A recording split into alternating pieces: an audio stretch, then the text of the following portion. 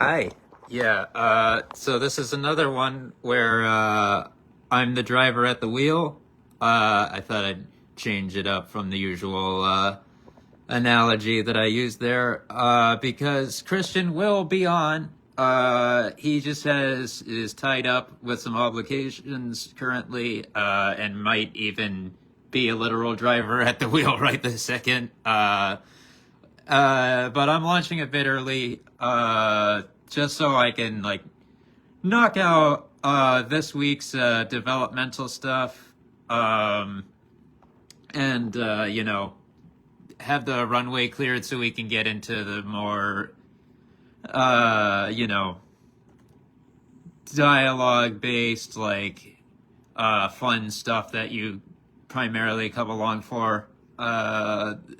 Come along and come on the ride for, etc. Whatever analogy you would like to use. I guess the ride one works the best, given I've already established this is apparently a road trip or something. But we'll launch this off with some of the changing landscape USHL, CHL stuff. According to Elliot Friedman on Hockey Night in Canada, the governing body for ice hockey in this country, of course, USA Hockey, has denied the transfer of the Muskegon Lumberjacks and the Youngstown Phantoms to the OHL after the OHL approved bringing in the new franchises.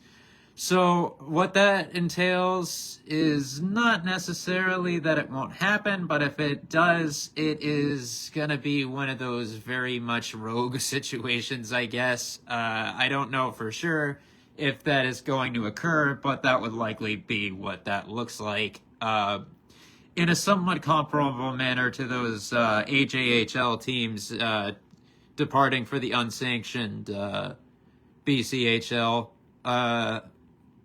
as one might describe it. What else have we got? There's more fun stuff than just these business headlines. But there was a pretty big one in that the Bathurst Titan of the QMJHL had a sale approved, which will have them relocating to St. John's in Newfoundland and Labrador starting in the 25-26 season, which ends their 25-year tenure there in their home of New Brunswick.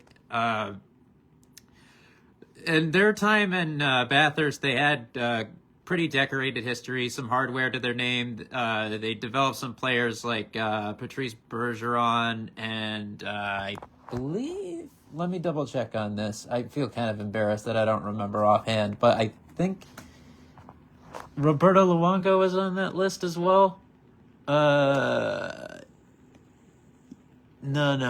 Yeah, okay, so it was Valdor, mostly, but he did spend part of the back half of his final season in the QEUs with Acadie Bathurst. So, yeah, we can claim that one.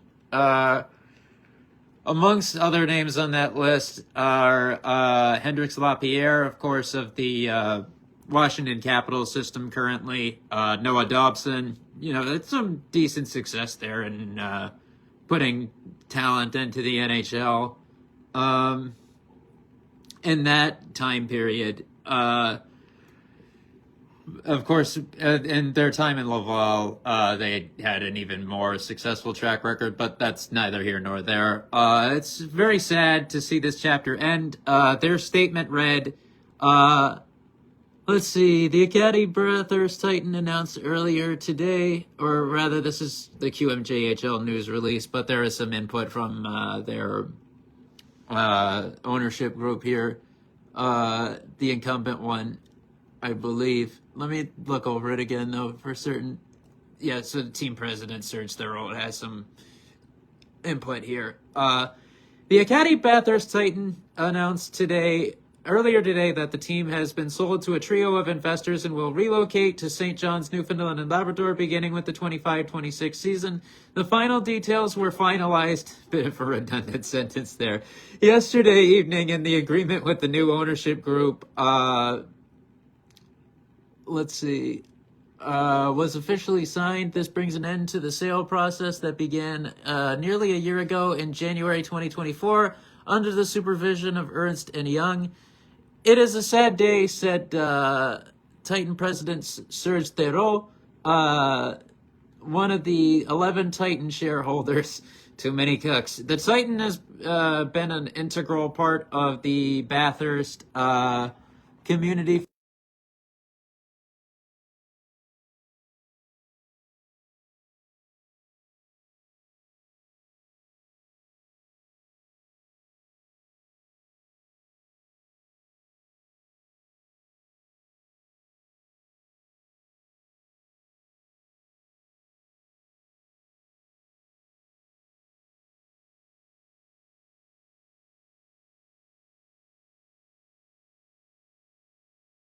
He might not be able to drop in right this second, but he can take it if it's there. If he's not ready, I'm sure he'll let me know. But the objective of the QMJHL and the Titan has always been to find local investors to keep the team in Bathurst, noted Commissioner Mario Cicchini.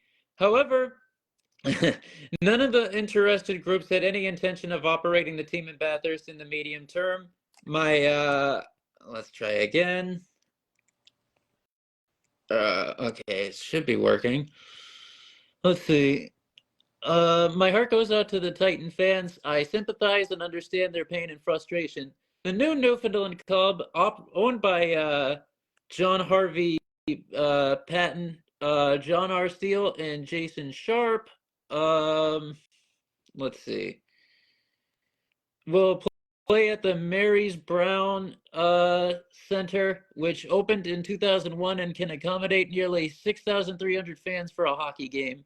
The QMJHL and the Newfoundland team will hold an official press conference in January.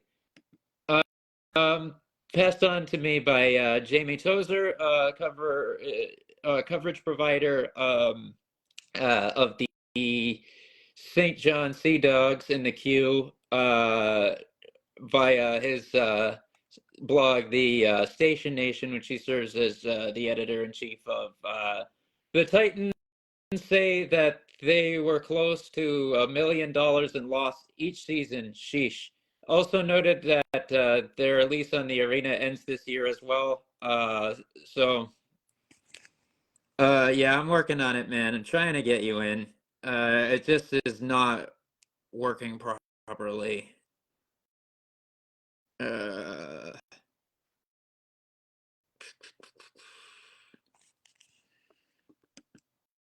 Let's see.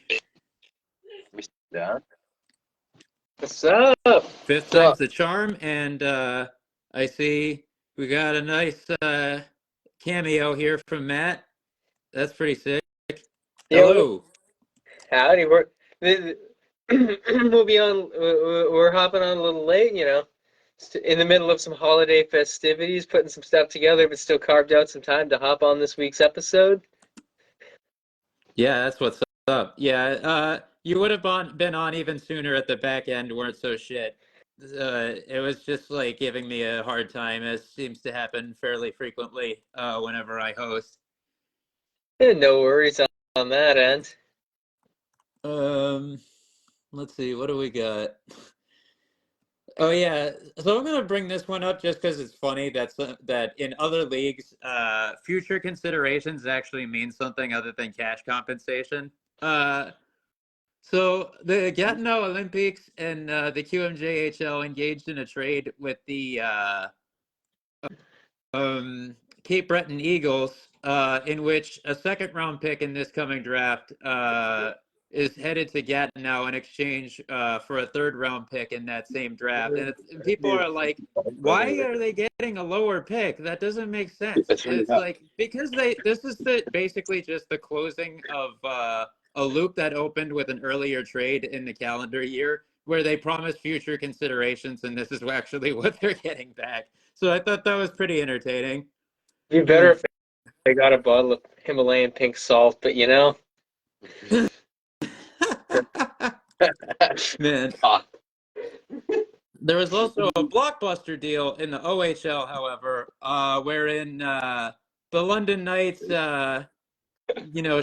shelled out your usual compensation for a marquee trade target in which they traded a total of, let's see, 4, 6, 7 picks, particularly 2 second rounders, 2 third rounders, 2 fourth rounders, and a 5th rounder in the coming few years, as well as Noah Jenkins in exchange for Cam Allen of the Guelph Storm.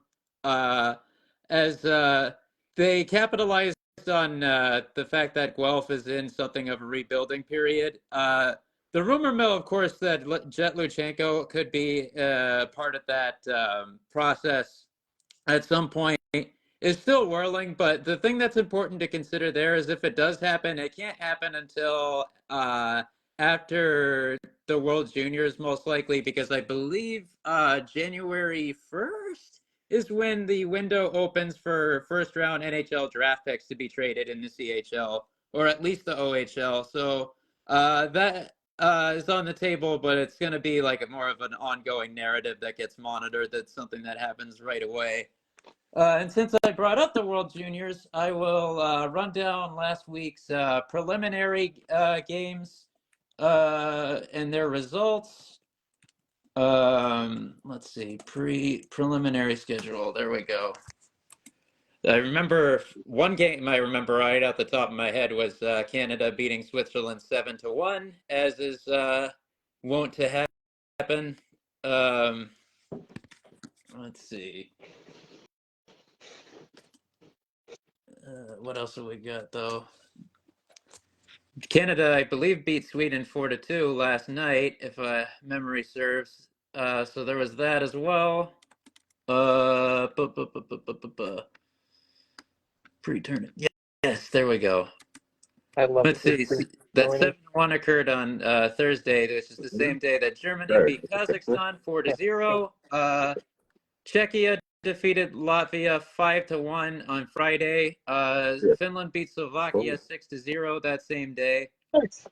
The U.S. beat Slovakia 6-2 last night, in addition to Canada's 4-2 win over Sweden, aforementioned. And in an exhibition matchup of sorts, not that these are anything more than glorified exhibition anyways, the Kazakhstan national team defeated the Hawkesbury Hawks 8-1.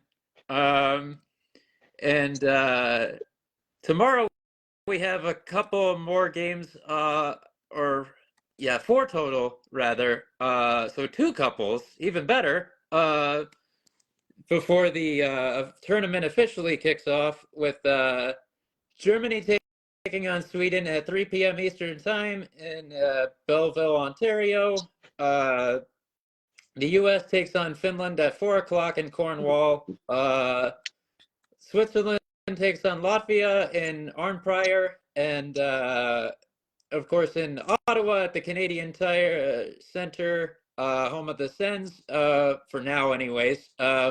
We have Czechia and Canada facing off at 7 p.m. Eastern Time for basically the marquee matchup of the night.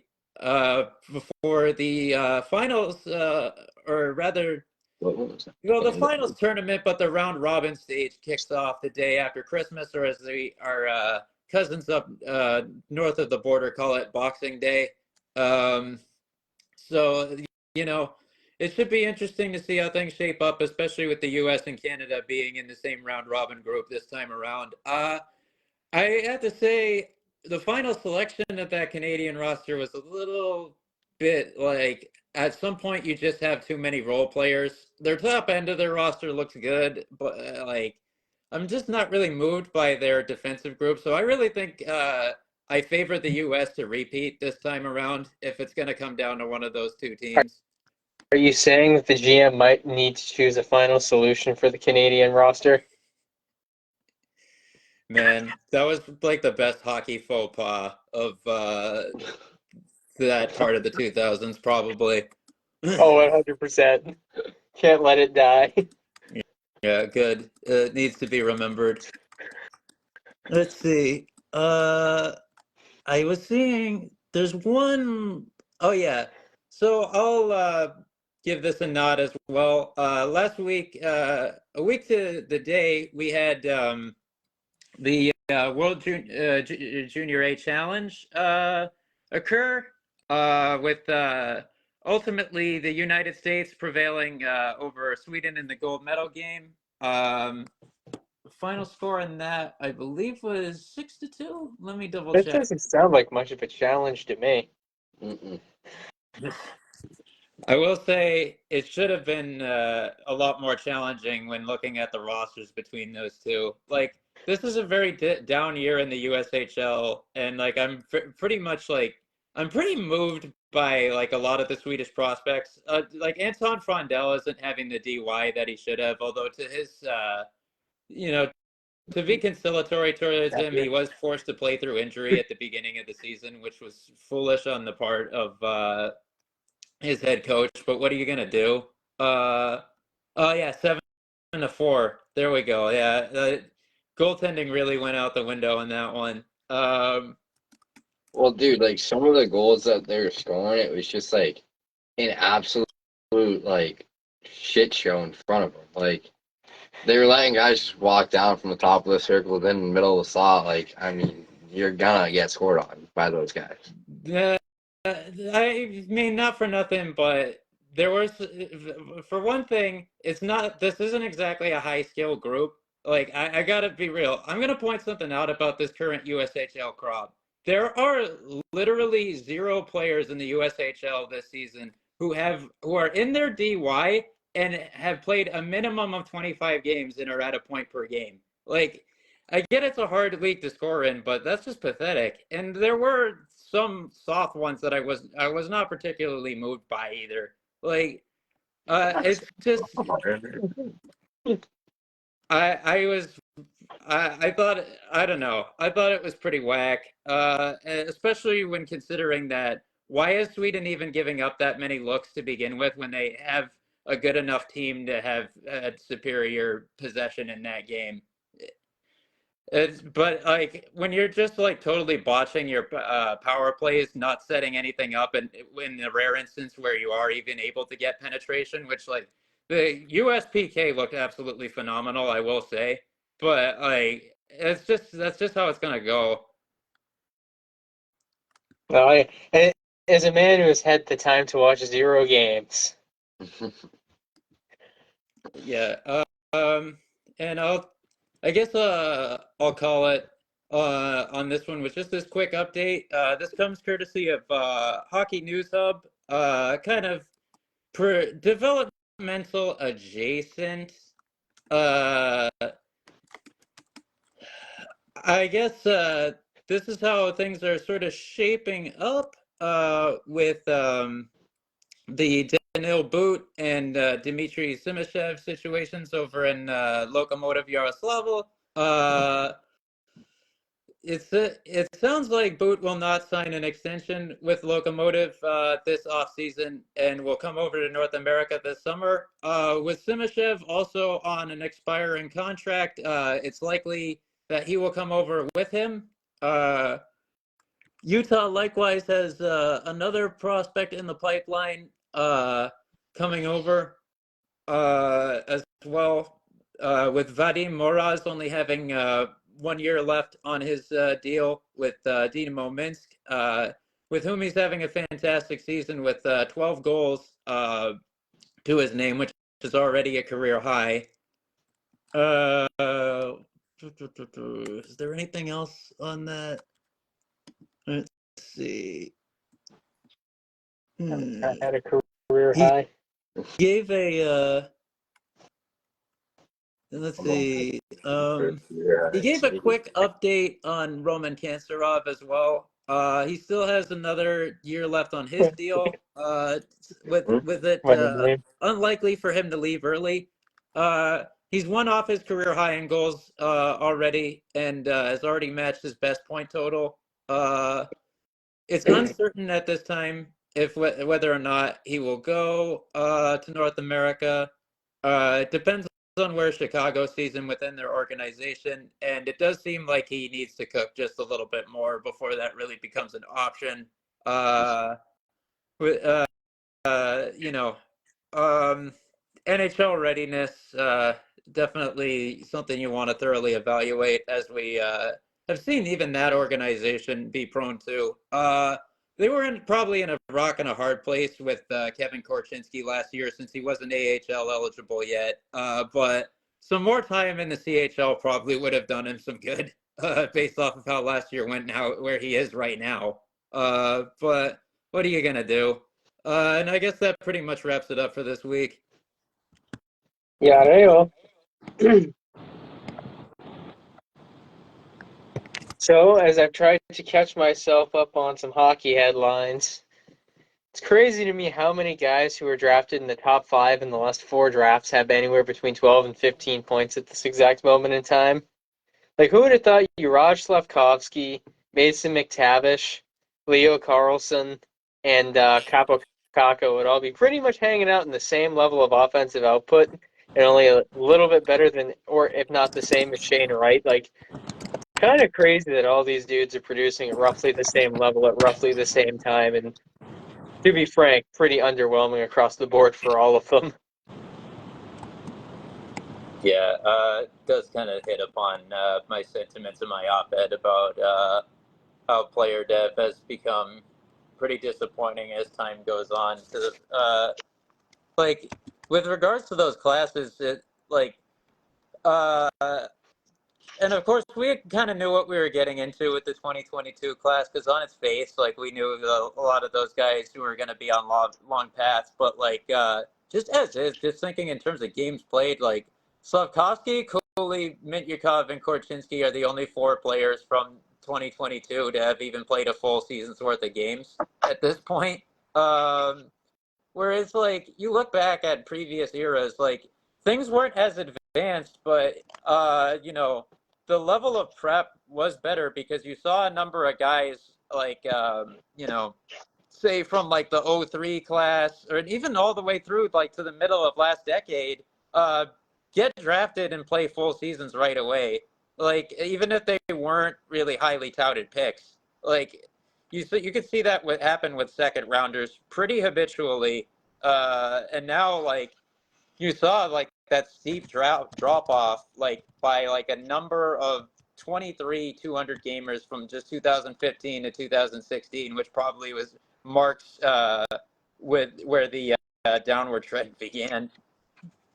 Yeah, the last, not to call him a nothing prospect, but the last non-elite prospect that I can think of to play his entire D0 or his entire D+1 at the NHL level was what, Cole Sellinger? Pretty much. Which is really weird to think about.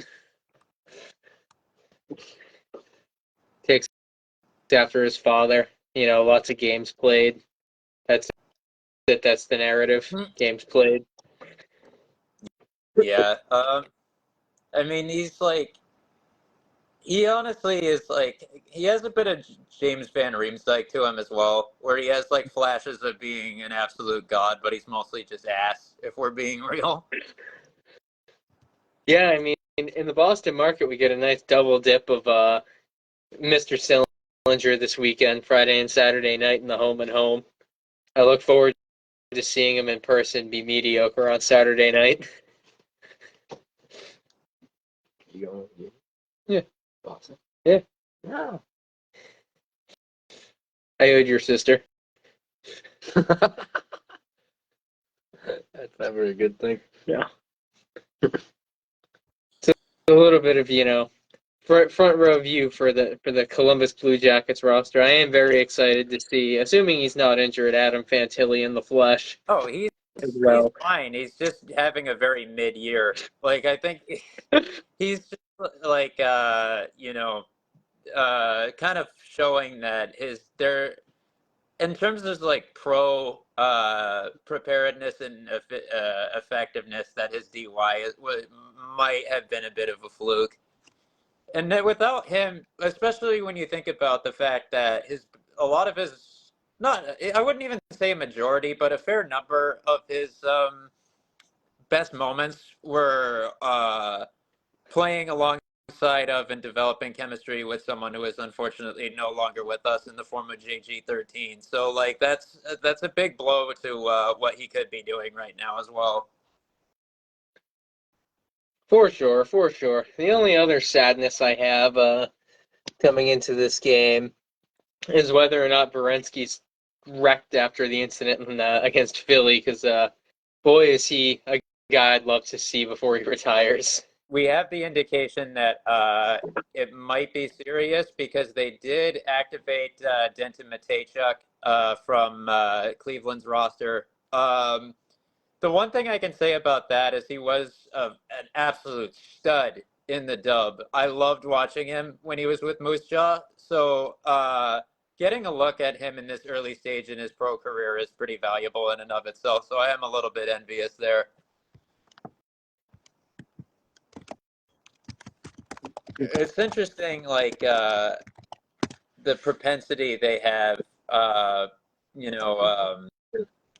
and for and honestly some effectiveness as well in taking some of these undersized D-men like him and doing something with them. I have pretty high hopes for what he's going to look like at the NHL level. I do love me my undersized D-men. Likewise. Damn, I should have done that in the style of Men on Film. Missed opportunity. I'm no Damon Wayans, nor am I David Allen Greer. I could carry this bit one step farther, but I won't. The last time I made a NSFW reference about it on this trend, I got myself in trouble back in one of the early episodes. Brett? No. Let's just say the last time this came up in this style, there was a Tony Kornheiser, Michael Wilbon thread, and I'm not going to repeat that right now.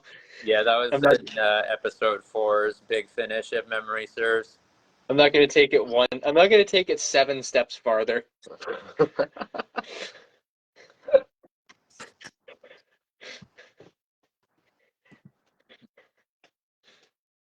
Yeah. Somewhere Lane Hudson smiles. Damn. Lane Hudson knows how we feel about him. Yep. It's nasty. Yeah, and his expected plus minus isn't even bad yet. I'd rather have Lane Hudson right now than Moritz Seider at any point in his career. Which is why the Red Wings are ass. Credit to Damien. Credit to our fallen comrade Damien for calling the Red Wings for being a shit caliber team this year and them delivering. They are worse than they should be, just like the Sabres. Yeah. It's like it's actually funny. They're basically like the epitome of like a diesel engine without a car. Because like I do really think that in an ideal situation, Dylan Larkin could have been a centerpiece of a fantastic team and had a phenomenal career. Same thing with Lucas Raymond, honestly, even if not to the same extent. To the point where like I'm chomping at the bit for us to trade for either of them. And they can have Travis Konecny, so he can be a Red Wing as surely as he is a Flyer. Three-way trade. I don't know. I don't know a third team to get in on that. You got to get Buffalo in on that. You gotta get Boston in on something. Holy Christ. I mean, yeah, Boston will trade Brad Marchand to, I don't know, the Colorado Avalanche for... Who's the biggest, worst player on Colorado? McDermott? If he's he's in Jersey now. Fuck. Let me think about this for a second. The biggest lumbering guy on Colorado's roster with the least amount of offensive upside. Bruins just need like every piece known to mankind. They need a 1C. Oh yeah, the Bruins also need a single puck moving defenseman other than Lindholm. It's almost crazy, in free agency. I can't believe they let that Matt Grzelcyk guy go to Pittsburgh. Like, Imagine what they would have had to do to court a free agent like that with the exact skill set that their D-core is missing. Like, how do you find a guy like that? I will never let this joke die. Nobody liked Grizzly for some reason, and it didn't make any sense. Because he wasn't. Bruins fans historically hate OFDs. They hate any guy with a puck moving capability. Like, you can have 6 reliable, rugged defensemen on your team, and you're not going to win a single playoff series with them. Like, if you don't have one competent puck mover, be it Torrey Krug, be it Tomasz Kaberle, be it Dennis Wideman, be it, in this case, Matt Grzelcyk, like, if you have 0 competent puck moving defensemen on your roster, like, Bruins fans just want guys who hit hard. Yeah, pretty much. Raptors the line into Boston confirmed. The best candidates for that piece in that hypothetical Colorado deal are probably either the recently acquired Giovanni Smith, Josh Manson, or Keaton Middleton. Probably the last one. See, as much as I think Middleton would be the most likely, knowing Josh Manson's a second-gen NHLer, and I believe he has Hockey East ties, if I remember correctly, almost feels he either went to school in the Midwest or he went to Northeastern, and I don't remember which one it is. Let's see. Yeah, Northeastern for 3 years.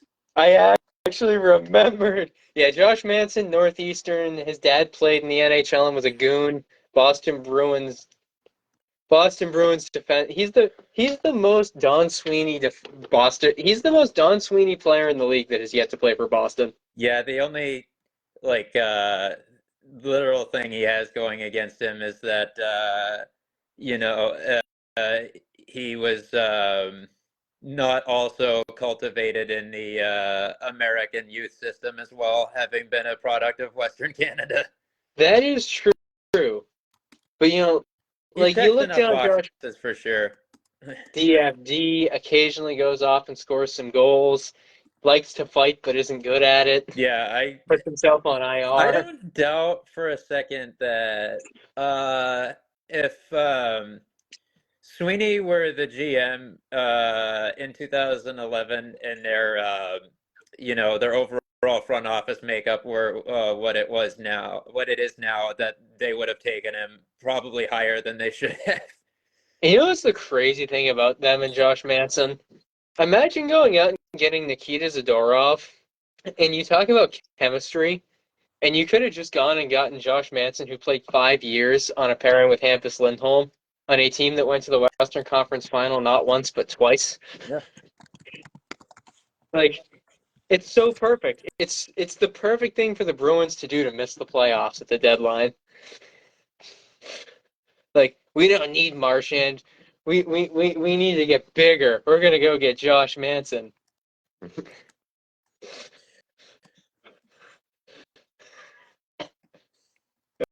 The sleep deprivation is strong with me at this point. It also doesn't help that they're they have come gradually super allergic to the OHL to the point where the fact that they drafted Matthew Patra feels like a total outlier.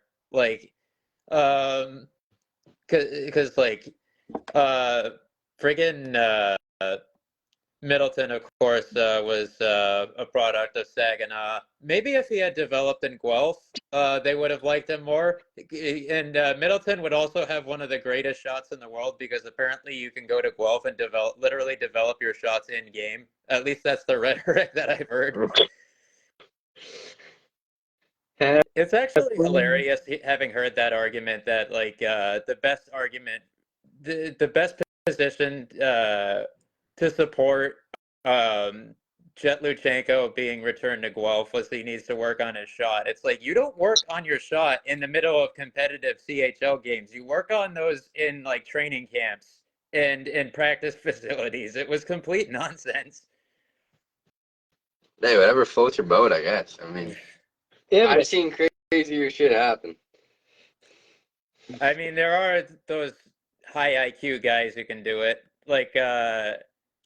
just those absolute limit testers. Like Nikita Kucherov is that, but I don't ever foresee Jet Luchenko becoming a hybrid of Nikita Kucherov and take your pick of two-way centers that you perceive him as, whether it be Mike Richards, Patrice Bergeron, etc. I've heard many comps there. Man, I think the new standing comp for two, like, it makes me sad. All these people that get compared to Mike Richards and Patrice Bergeron, when in reality they're all just going to turn into Sam Bennett. Yeah, I mean, I think Jet. He has more tools than Sam Bennett at this point in his depth curve, to be fair to Luchenko. Yeah, that's just, if anything, like, I would say that the real comp, the real like center of like the either the Bergeron comp or the Richards comp is more so in like finer details of development aspects. Like Bergie was one of those like prime examples of drafted 45th overall, played his entire D+1 in the NHL as the youngest player in the league. And then with Richards, it's mostly like he's not gonna blow you away with his mechanics, but his work rate on going in either direction is just, and his motor is just really what gets it done. Uh, I will say I think Jet has pretty prime playmaking instincts and even ability, but like he's not really like a high end skill guy in that respect, and he just doesn't have really much of a shooter's mindset, and he's probably not going to either. Man, R.I.P. to Mike Richards' career when he played in Manchester for the Monarchs. Talk about work rate. Yeah, he had that real that real Manchester blue collar spirit about him in his playing career. You know, Philly appreciated, but I think the people of Manchester, New Hampshire, really resonated with him in a way that no other market ever did. You know, the opioid problems. What? Yeah, I mean, it's like, Damn.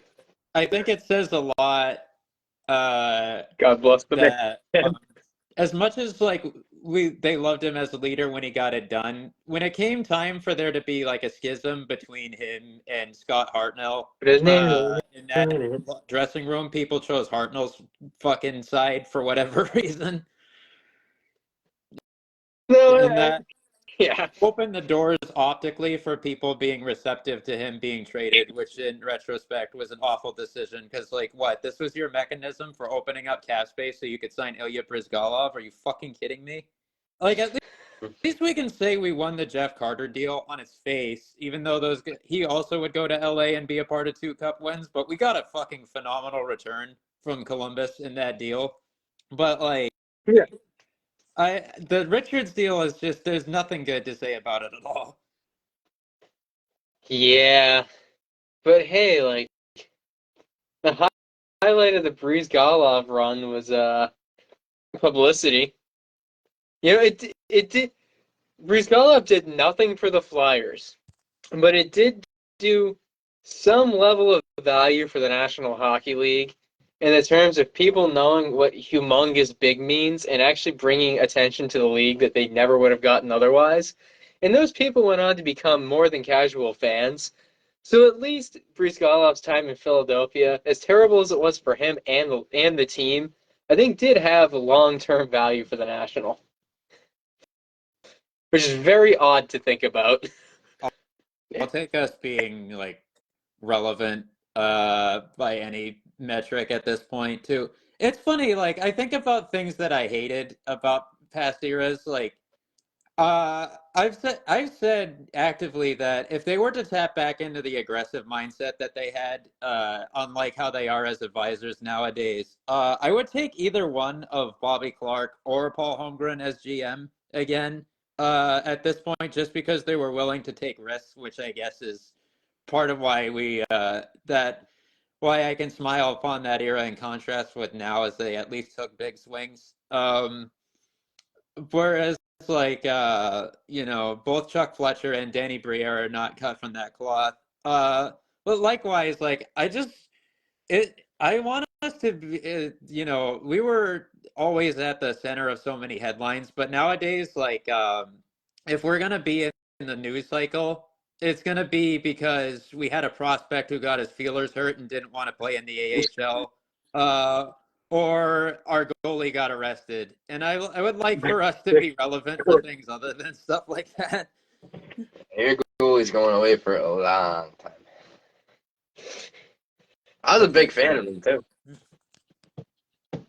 But on that note, we've got to hop on to take care of some stuff in the upstairs, so we are going to have to duck out for holiday-related reasons tonight. Yeah, well, thank you for signing on. Thank you, and Thank you. we'll catch you on the next episode. Yep. I clicked my X.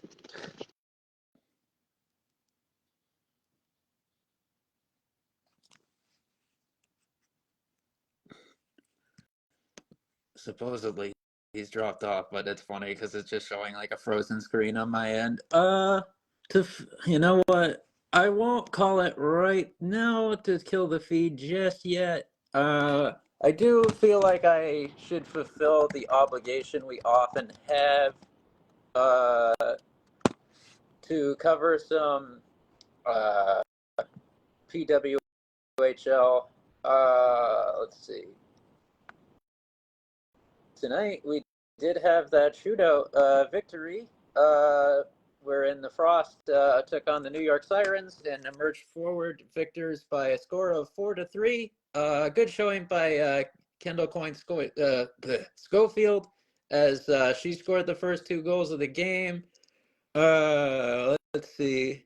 Taylor Heisey got on the board to make it 3-0 before the New York response began with 3 consecutive goals to tie it up, with Alex Carpenter putting the exclamation on things.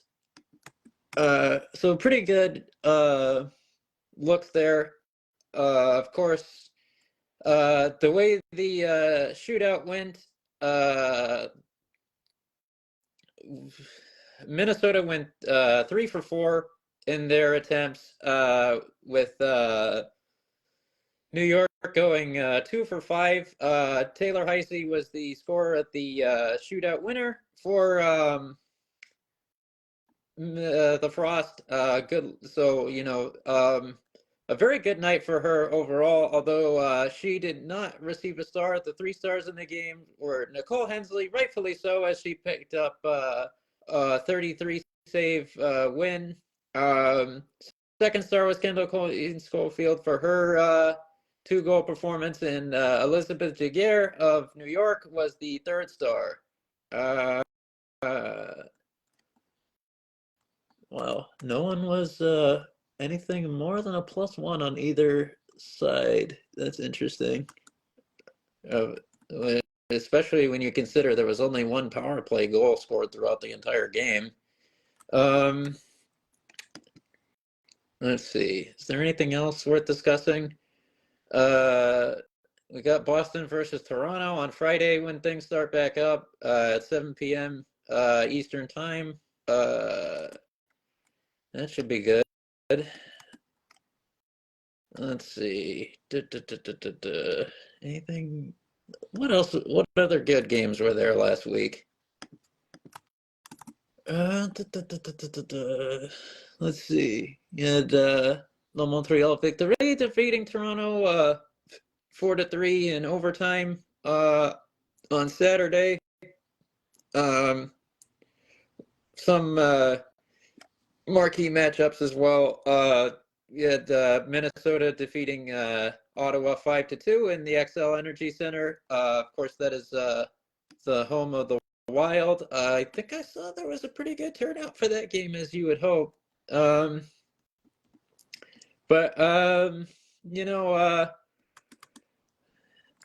see. I want to take a look at something real quick here. What do we got? We have enough action to where we've had enough action at this point where this is actually worth checking in on. So here's some, let's see, league leaders. Let's see, Carpenter retains her lead in both well, shared lead in the case of the former stat, but 7 points for the tied for the league lead, three ways with Sarah Fillier and Claire Thompson. Of course, her teammate and Minnesota blue liner respectively. Carpenter's got the lead in goals at 4, although with that 2 goal performance, Kendall Coyne Schofield inserted herself in the race. She's in the tie for second now with 3. The other names immediately listed are Teresa Venisova of Ottawa, Michaela Cava of Minnesota, and Sarah Nurse of Toronto. Thompson as the assist lead at 6. Renata Fast and Sarah Fillier and Taylor Heisey all have 5 apiece for that second spot, and Jesse Eldridge is right behind them with 4. Eldridge, sorry, force of habit. For some additional New York representation on that list alongside Fillier, Maddie Rooney, 3 wins. Corrine Schroeder, 3 wins for to tie for the lead there. Elaine Shuley, very much a goaltender I respect. 2 wins. Erin Frankel, 2 wins. Let's see, save percentage lead. Erin Frankel, of course, one of the GOATs. 934 to lead the league by a pretty sizable margin, as you would kind of expect. And Julie and Rooney are tied for the GAA lead at 2 apiece, with Frankel right behind at 202. So, yeah, I think that about covers it. Kind of a bit of a haphazard one this time around, due to demands. And of course, we'll be a little bit truncated this week due to, this kind of the unconventional circumstances. We kind of threw this together at the last minute. We weren't sure if we were really going to go for it or not. We're probably going to play it by ear next week as well. But we'll see you around. And for the first time in a while, I will not have a big finish. I will just instead leave it at this. We'll try to do better next time. Take care, everybody. The upload for this one to the other platforms will probably be a little bit delayed. As Christian is a bit tied up, and that's his one of his duties here is handling the technical side of cross-platform work for Spotify and YouTube. But it'll be up, in short order, ish. Just not in a relative sense. But take care, everybody. Thank you for tuning in and supporting, as always. Take care. Have a great night, and happy holidays.